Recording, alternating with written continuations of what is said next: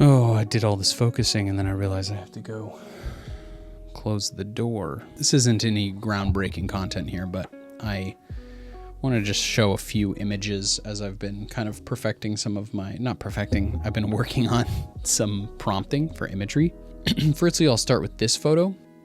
So if I pull up the prompt for this photo was create a photorealism image of a man dressed in 1980s business attire relaxing on a leather burgundy couch. The man is well dressed and his hair is nicely styled in a common 1980s businessman style. The image is taken from the perspective that shows his full head, shoulders, midsection, and a little bit of his legs.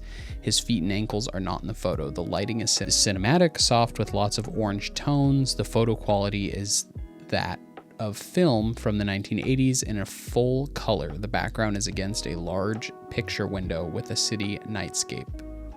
An extremely unremarkable iPhone selfie photo with no clear subject or framing, just a careless snapshot. The photo has a touch of motion blur and mildly overexposed from uneven sunlight. The angle is awkward, the composition non-existent, and the overall effect is aggressively mediocre, like a photo taken by accident while pulling the phone out of a pocket to take a selfie. Then I specified it's of a woman in her mid-60s sitting in an outdoor seating of a random restaurant in New York City, candid vertical 9:16 aspect ratio. Some of my inspiration for some of this prompting perfection, if you will, or prompting improvement has been from Caden and I have been playing sort of a low-grade RPG game. Think like Dungeons and Dragons, but for a 4-year-old, where instead of playing on a board with some pieces, we are acting out certain things. So like, let me pull up and give you an example here. So these are generated off an original prompt. You are an experienced dungeon master for a kids level roleplay game. You will only respond as the dungeon master. You are serving as a dungeon master for a 4-year-old boy who will be playing the part of Blaze Hero, super strong, fast swordsman in a universe full of magic, dragons, and evildoers. The story will revolve around a cohesive adventure storyline in which Blaze Hero will blah, blah, blah. He will enact the challenges using things around the living room, pillows, couches, blankets, etc. You will not have to come up with how those challenges are set up, just come up with the scenario and story.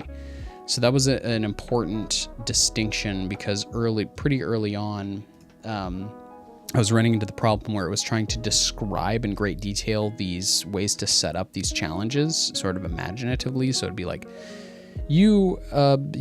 Blaze needs to run around these demons who are made of pillows and just kind of stuff that didn't make sense or a whole lot of work. And I'm thinking I can kind of create that. I don't need help with that part. Just give me the overall storyline and sort of the inspiration.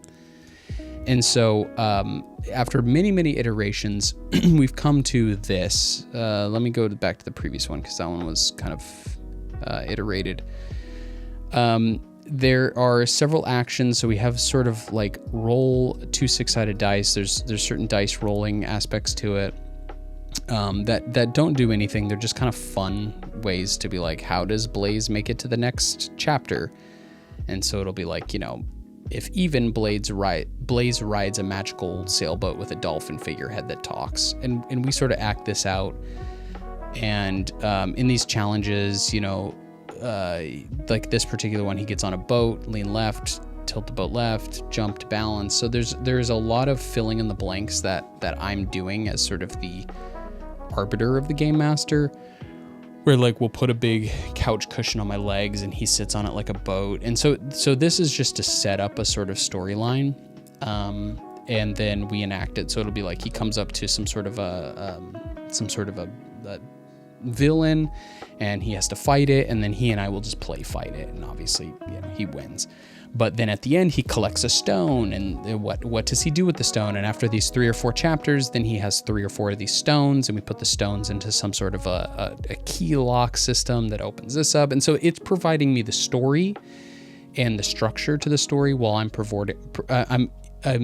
adding some like interpretive creativity to the challenges or the scenarios that it gives. So if it's like he has to like jump across lava, we can do sort of a floor is lava with some pillows on the ground.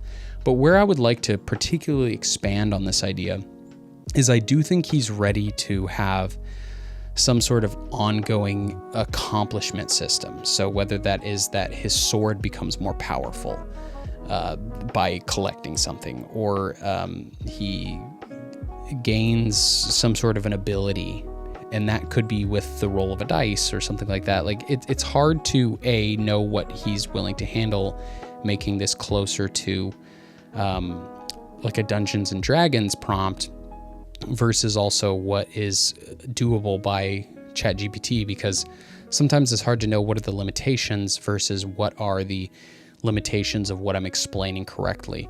And part of, I'll show you what I've been sort of inspired by, is I came across this website, RPG prompts, that give really, really extensive prompt writing for games like Dungeons and Dragons, where you're doing single role play. But the huge thing where it takes its inspiration from is these things where it's having it base off of source material. So it's like the game is Dungeons and Dragons 5th edition. Books, any random campaign book. Well, I can't have chat pull that inspirational reference material because it's already on its base too complex for a 4-year-old. So I'm instead feeding it stuff like base it off of, the universe of Blaze or the universe of Hot Wheels or something like that. But there's no rules that are defined in the universe of Blaze or Hot Wheels that are accessible online or in. So that's the sort of next step. He's loving it. I'm loving it. It's super fun. I'm just trying to expand on it. I have a file full of all the different prompt iterations so that I can go back to them, reference them, edit them. But there is a cohesive element of memory and story that I think ChatGPT struggles with a lot, where it'll say, we're battling some villain at the end. The final boss is, Mortimer.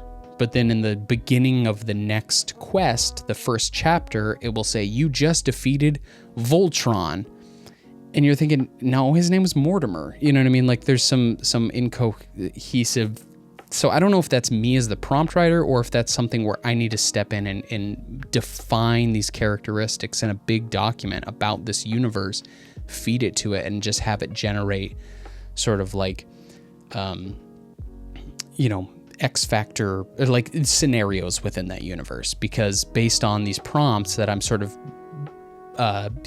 basing a lot of this stuff off of in these Dungeons and Dragons prompts, that stuff has already been established. Like Dungeons and Dragons universe is already established in a way that ChatGPT can access.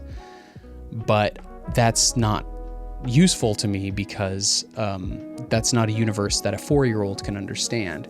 And I there's something here. There's something here. We're having a lot of fun. It's building. It's getting better each iteration. I'm just continuing to have to figure it out. But there's some things like in here that are super helpful to me. Like never go below 1,000 characters or above 3,000 characters in your responses.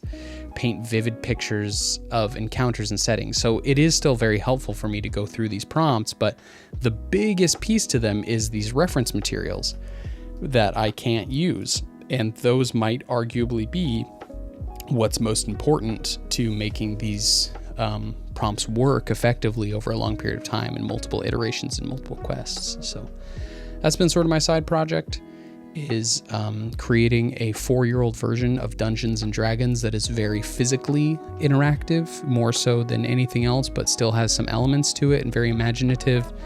And I put on Spotify playlists of fantasy music and stuff in the background, and then I change it if there's a battle so it's a little more intense, and we get super into it. It's just a very fun way to play with him while also still exploring this. And obviously he loves the hell out of it, and I can see it really expanding his imagination in a lot of ways. But sometimes you're just like, oh, forget this, my imagination works a lot better than ChatGPT's, so I guess that's a good thing. But I like the challenge of it.